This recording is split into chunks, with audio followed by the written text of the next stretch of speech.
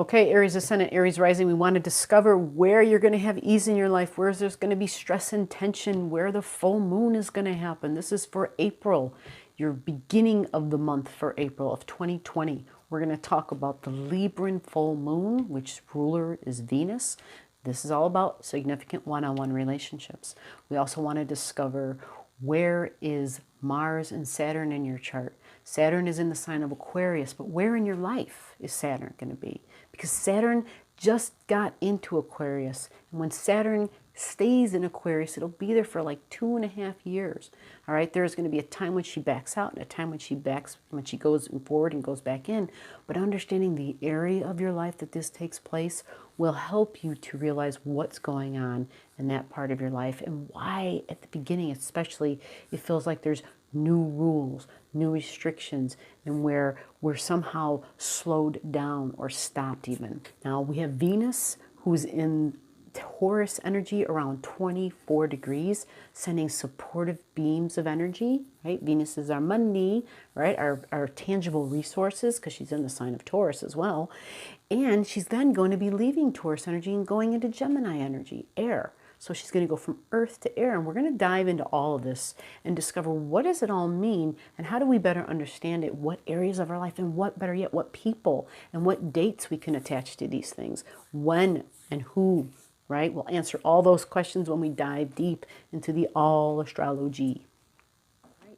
Aries Ascendant, Aries Rising. We are going to first talk about the butt end of March. I'm not sure when you'll be seeing this video, but when March 27th, 28th came around, we started feeling Mars and Saturn joining together.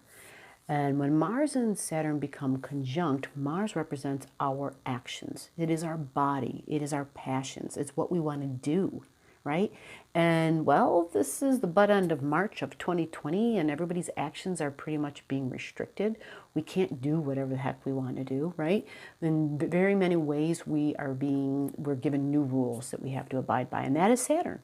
Right? That is Saturn. Saturn comes in and says, no. Or Saturn comes in and says, these are the restrictions. Here's the new hours of operation, right? We're hearing that a lot. Or we're hearing, nope, this is closed. And we're hearing, nope, you can't be in groups. Well, group energy is Aquarian energy, all right? And so Saturn in group energy and Saturn putting a big stop sign up means no group, no congregating in groups, no getting together in groups. Also understand, if you can here, that the Aquarian energy is also the internet.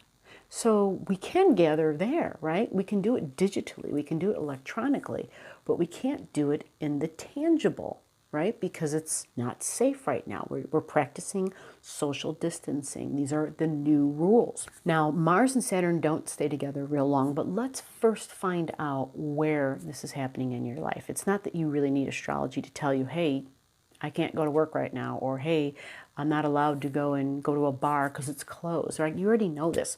But this will help you to see some areas of your life that you might not even have realized may be affected, because Saturn's going to be in Aquarius for a bit of time. All right. When we look for your Aquarian energy, typically this is going to be in your 11th house. Now, your 11th house is your groups. Okay. It is your kind of like where you meet like-minded individuals, So some people, this could be when they go bowling every Tuesday night. All of a sudden, they can't go bowling every Tuesday night. But because it's Aquarian energy, it's probably not that. Aquarian energy is very unique, very individual. But being in the 11th house, it's more of on a humanitarian level. So it could be a political thing. It could be things that help advancements for societies, right? It is all about gathering with individuals who think like you do, in a way where we get together to do something as a group, right? So some people, they can put their unique friends in this box, but typically their unique friends would probably be very unique, like highly intellectual individuals, because Aquarian energy is very smart. It's considered like the mind of God. And so Saturn going there in your house of friends means that for the next couple of years, Saturn, you might see that you may be whittling away friendships. There might be friendships where you decide, especially once we feel like we have COVID-19 under control or contained, you may feel like this whole time, right, we're all going through a reevaluation period. You may feel there may be people in your life that you realized, they're not really going to be in your friend bucket any longer. And that's okay, because this whole experience that we're all, we're living through is about that. It is about reevaluating our values. It is about setting structures and limitations and just redefining many areas of our life. Now, when Mars and Saturn are together, it gives us this feeling of frustration because we can't do what we want to do. And, Mars is kind of short-sighted. It wants to just take action. And Saturn is like the boss, the general, the authority figure, and says, no, you can't do that. And well, Mars doesn't like to be told that it can't do something. It's very much the ego part of us, right? It's our ego energy. And so we might find people could get into arguments, people can have disagreements. You want to really, realize this would be in the location of your friends, right? Your 11th house, this is your friendships. And these aren't really, they don't have to be your intimately close friends. The 11th house, like I said, is the internet. So it's Facebook. Like we all have friends on Facebook, right? But are they your real friends? They're just people that you've connected with digitally. It doesn't mean, it's not a bad thing, and it doesn't mean that they're of less value. They're just not like in the 7th house thing, right? They're not in the 8th house thing. They're not people that you connect with emotionally and that you bond deeply with, right? They're more like associates, right? So then we move on to the beginning of April. And the beginning of April, things start feeling a little bit different. Actually, the Saturn-Mars conjunction happens on the 31st of March. And so that's when it's at its tightest. But Mars moves fast, and this is good news. Because Mars is a fast mover, it will pull away from Saturn, and it creates space. So therefore, you won't feel as many of the frustrations and restrictions that Saturn places on you. Now, this is not to say we aren't going to have to follow rules. We are. It's more of you start to become acclimated to the rules and you start to understand, okay, and you get used to it. And you learn that with these new set of rules, you learn to find other ways to do things, because that is Aquarius energy. It is, okay, these are the new rules. What are you going to do with it? Right? And so we are forced to look at things from a different perspective. And we usually have great advancements for humanity that come out of these kinds of new almost restrictive, repressive type of energies that we have. We find other ways to create wiggle room, so to speak. We find other ways to have a good time. We find other ways to communicate. We find other ways to reach out to loved ones. We start, maybe some of the stuff is like going backwards, or we start writing, right? And we start connecting more on the phone, right? Someone said something the other day, was like, Zoom is now a household word. Well, yeah, because people... we're forced to do business digitally, right? And that's Aquarian energy, by the way. That is the Aquarius is the internet. And that is like, all the social platforms. That is Aquarian energy. Okay, so now the next thing we find out is then when Mars moves away from Saturn, we also have Venus energy happening. Now Venus is right now around the 24 degree mark, 24, 25 degree mark of Taurus energy. And Taurus energy, Venus likes us to be in Taurus. This is compatible. It's its ruler, so it likes things to be peaceful and beautiful and balanced. And it's going to send a supportive trine over to Capricorn part of your chart. All right, so the Capricorn part of your chart for you Aries folks is in your 10th house. This is your goals and your ambitions. All right, so Venus is going to help out. Now I like this placement. Okay, because this is your 2nd house sending a beam to your 10th house, and vice versa. It's your Jupiter and Pluto sending a beam to your Venus, and this is really nice. Your 2nd house is your income, it's your finances, it is your tangible resources. But this is on an exoteric level. This can also have an elevated level, elevated meaning. It could really have a lot to do also with what you value, and in a deeper way, right? Like, who do you love? Because that's what Venus represents, our love and our relationships. So that brings this beautiful supportive energy, and you will have ease at it, right? And this is your 10th and your second house, okay? Those two houses. Your other earth energy is Virgo energy, and that Virgo energy for you is going to be in your 6th house. And you would want to look to see, do you have something at 23, 24, or 25 degrees? Because if you do, you've got yourself a nice grand earth trine. And this could be super sweet because that means it affects 3 areas of your life. All right, it would affect your 2nd, your 6th, and your 10th. And so when you have a grand earth trine, it just means it's like you basically don't even have to try. Like the stuff just lands in your lap or is just deposited into your bank account, so to speak.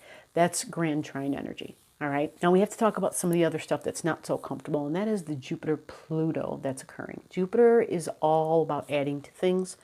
And when it gets next to Pluto, Pluto right now, well, we know what Pluto's doing. It's transforming our lives, but it's doing it in a very deep way. It goes in and grabs stuff out by the root, yanks it out, and then we are going to have new growth occur.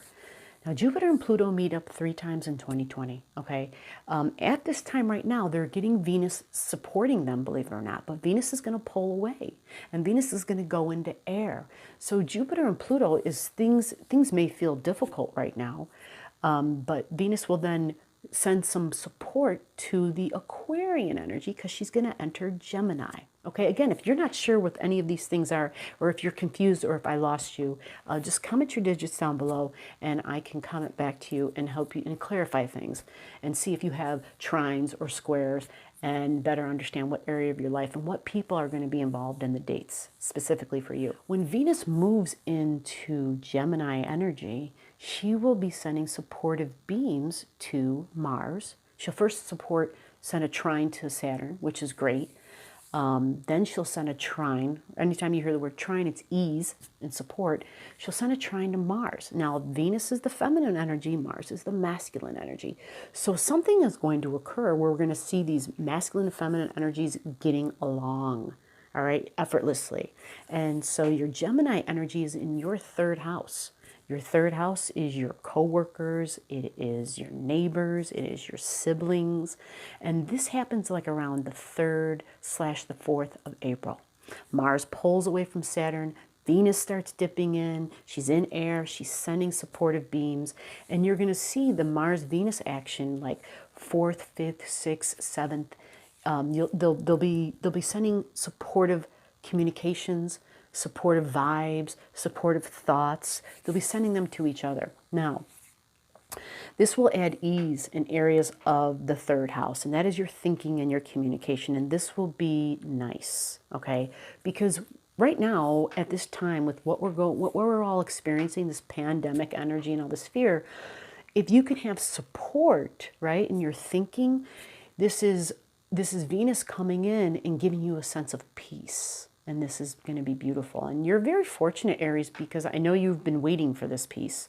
I know I've had some Aries reaching out where they've been going through some incredibly challenging times. And when Venus comes to your 3rd house, she's going to be there for 2 months. Venus stays in the Gemini energy roughly, I'm going to give you actual dates here. It starts April 3rd and it goes until June 2nd. And Venus also does a retrograde while she's there. Venus also goes out of bounds, okay? Now, when Venus goes out of bounds, just think about the Venus meanings, okay? Venus is all about beauty and love. Venus wants to make things easier. She wants to add support. Venus is how you receive, okay? Venus wants things peaceful, all right? Ultimately, and balance. She wants symmetry. That's Venus energy. So having that in your 3rd house of how you're thinking will add a great amount of ease for you. It will give benefit. It will add peace to your thoughts. And, well, who doesn't want that right now, right? That's a lovely thing. And you've got her for 2 months. So here's the help you've been praying for. Here comes Venus, and she goes extreme. So when she goes extreme, it's more of those things, okay? Now, this could be very beneficial. All right, this can be a time where you are really emphasizing self-love, because ultimately, when we get right down to the esoteric of meaning of Venus, it is love, but not in a tangible way, not in a shallow, surfacey thing. It's a deep thing. It's understanding the depth of your relationships, but they begin the relationship that you have with yourself. That's where they begin. So whatever that is, however that is, whatever that looks like, that defines your relationship with others. All right, so let's move to the full moon. We have a full moon in Libra energy, which is also Venus ruled, by the way. Okay, the full moon energy is the 7th, 8th, depending upon where you live. It's at 1844 in Libra. All right, so your Libra energy is in your 7th house, right? Because you're an Aries ascendant, Aries rising. Taking a peek here real quick if I can see when Venus goes out of bounds. She doesn't go out of bounds until May. So we'll do another video and we'll talk about that when we get there. So in that meantime, though, she is sending supportive beams to all your air energy, okay? And this full moon is in air. It's in Libra, focused on relationships. So again, this emphasizes what we've already talked about, which is your relationship with yourself. How you treat yourself. How do you show yourself love? How do you embrace who you are in a kind way?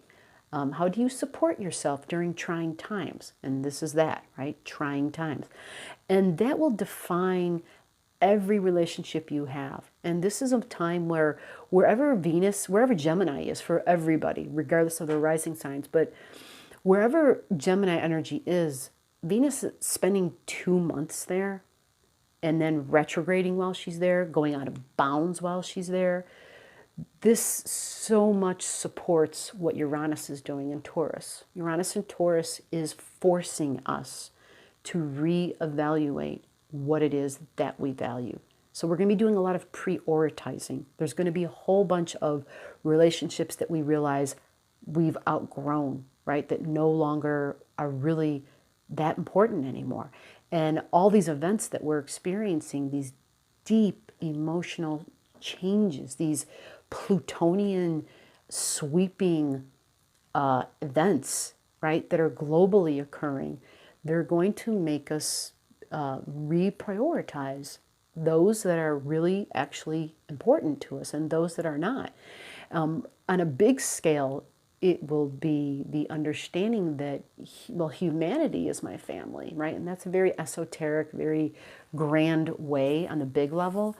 But the truth is that we're coming about our value systems, tying the earth in like the 2-legged and the 4-leggeds, and realizing that everybody is important, okay? And that we want to treat each individual as well as we treat ourselves, and no less. At least in matters of kindness, right, and respect. Aries ascendant, Aries rising, this full moon at 1844, if you have a planet there, you're going to understand how this is going to feel, because an added planet would then intensify emotions. And every full moon is all about emotions. And this is going to be about relationships, but significant relationships. People who really, at one time, meant a lot to you. And they may still, there may be events. I'm not, there's a lot going on. If you have something squaring it, you're going to look at your Cancer and Capricorn energies. Look at the 1844 mark in your chart and find out if something squares. If it does, you want to prepare yourself days in advance. Okay, if you don't know, comment your stuff below, and I will find that out for you. But the best way to prepare is understanding there will be an elevation of emotions, and you want to do some mental work.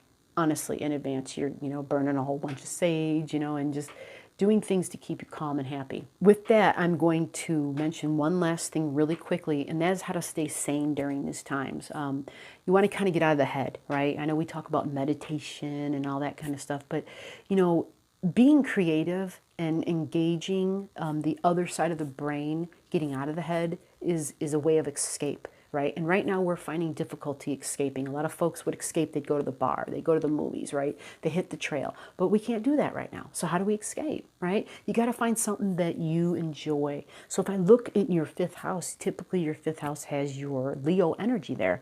Well, that is like a great thing. Leos love to be creative, right? They are a bit theatrical.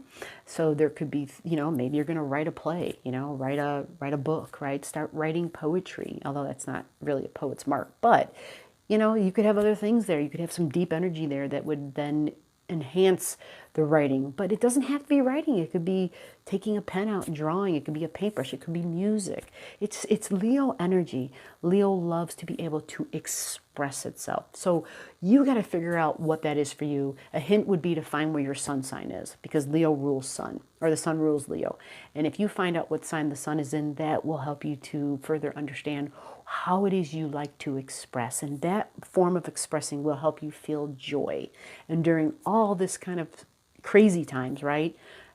We want to be able to find times where we can feel joy, independent of others. You know, we want it to be where we can rely upon it, because we know it doesn't have to be in groups. It can be just me by myself, whether someone's with me or not. So Aries Ascendant, Aries Rising, I hope this puts some light upon your path, and give me a shout out about how you're staying sane during these times. Bye.